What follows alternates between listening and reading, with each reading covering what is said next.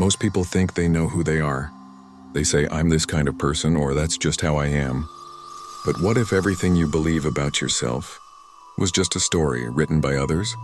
What if you've been living your entire life as a character in someone else's script?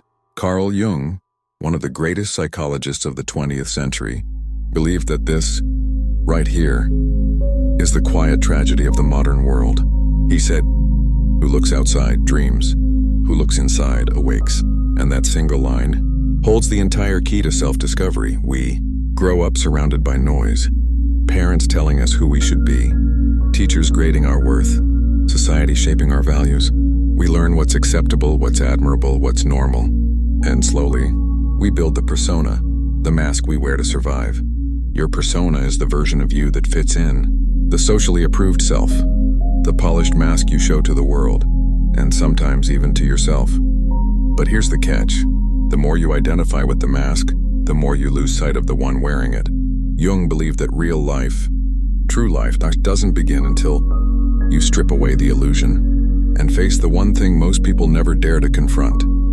Your own unconscious. Inside each of us lives a shadow, the hidden side of our personality, the parts we deny, repress, or refuse to see. Anger, jealousy, fear, weakness, even hidden strengths we've been taught to suppress. The shadow is not evil. It's simply the parts of you you've exiled. And Jung said, until you make the unconscious conscious, it will direct your life, and you will call it fate. Think about that for a moment. The things you attract, the relationships you repeat, the emotions that come out of nowhere, they're not random. They're messages from the parts of yourself you've ignored. Maybe you've noticed it, that voice in your head that says, I'm not good enough. I can't do this. I'll never be like them. That voice isn't truth. It's your shadow whispering through the cracks in your persona, begging to be seen. You can't heal what you refuse to acknowledge. You can't become whole while pretending to be perfect. And you can't awaken while living someone else's dream. That's why Jung said, there is no coming to consciousness without pain. Because finding yourself means breaking yourself open. So how do you begin? Jung's process of individuation is the path toward wholeness. It means integrating every part of yourself, even the parts you don't like, into a single, authentic being. It's not about becoming good or bad. It's about becoming complete. You start by asking questions no one else can answer for you. Who am I when no one is watching? What am I avoiding feeling? What do I fear losing the most and why? And perhaps most importantly, what am I pretending not to know? When you begin to sit with those questions, not intellectually, but emotionally, you begin to wake up. Jung believed that the unconscious isn't just personal, it's collective. That deep within your psyche live ancient patterns, archetypes that shape your behavior, your relationships, your destiny, the hero, the lover, the sage, the child, the shadow. These are not just symbols, they are forces.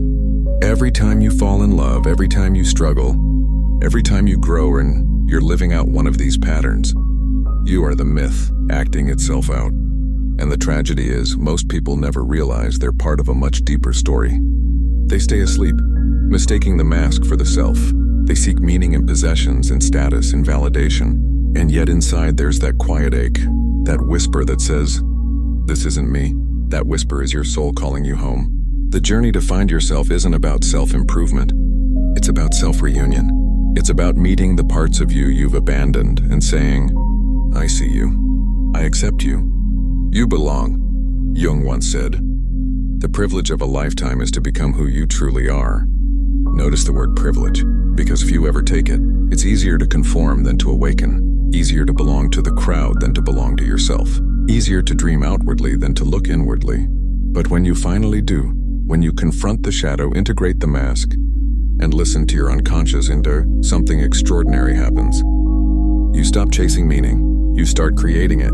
The person who looks within no longer needs validation. They no longer compete, compare, or imitate.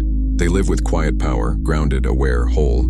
They have seen both their light and their darkness and found peace between them. They don't seek approval because they no longer live as a fragment. And that, Jung believed, is when life truly begins.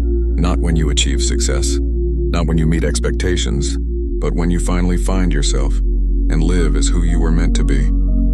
So let me ask you, who are you really? When you take away the roles, the titles, the achievements, what's left? Are you living as your true self? Or as the mask the world rewarded you for wearing? Because the truth is simple but terrifying. If you never face yourself, you will spend your entire life running from your own reflection. But the moment you turn inward, the moment you stop escaping, you begin to wake up. And that awakening is where real life begins. If this message resonates with you, give it a moment to sink in. Then when you're ready, start walking toward yourself, because no one can do that journey for you. But once you begin, you'll never want to go back to sleep. Who looks outside dreams. Who looks inside awakes, Carl Jung. Once you've begun to see through your masks, when the personas fall away, and the shadow steps into the light, something strange happens. You begin to feel naked, exposed, vulnerable in a way you never imagined. And that's because the first step of awakening isn't peace, it's disorientation. It's the collapse of everything you thought was you. Jung called this the night sea journey, a descent into the unknown waters of your psyche, where everything solid dissolves. It's where the ego, the small constructed self, begins to die. And for most people, that's where they turn back. Because the truth is, awakening feels like losing your mind before it feels like finding it. When you no longer know who you are, when your ambitions, relationships, and roles lose their meaning, that's when the real transformation begins. You start to see how much of your life was built to protect you from yourself. Your achievements were armor. Your relationships were mirrors. Your habits were distractions from the silence that terrifies you. But that silence and that deep, endless space within is not emptiness. It is the field where your true self lives. The self, as Jung described it, the totality of who you are, not just your conscious identity, but the vast ocean of potential beneath it. The ego resists this meeting because it means surrender. It means letting go of control. It means dying to who you were so you can be reborn as who you are. Think of the caterpillar. It doesn't simply grow wings. It dissolves inside the cocoon. It becomes formless before it becomes free.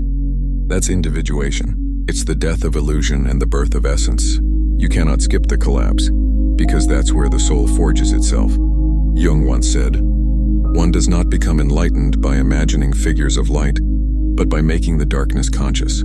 Light is not found by running from the dark, it's found through it. As this process deepens, something shifts.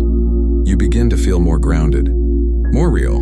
You stop needing to perform, because you are no longer afraid to be. And in that authenticity, your energy changes. You move slower, but with precision. You speak less, but with power. You love more deeply, but with freedom. People sense it, even if they don't understand it. It's the quiet radiance of someone who has met their own soul. You begin to see that your purpose isn't something you chase. It's something that emerges when you live in alignment with your truth. Jung said, "The meaning of life is to make sense of the journey of the self. And that meaning cannot be given to you. It must be discovered in the living of your own myth. And when you finally meet yourself, and not the persona, not the performance, but the soul beneath it, you'll understand what Jung meant when he said, life really does begin at 40, and up until then you are just doing research. Until you make the unconscious conscious, it will direct your life and you will call it fate." Carl Jung. Comment: I choose to awaken. Like if you felt the mask starting to fall. Subscribe for more Jungian psychology, deep philosophy, and inner transformation.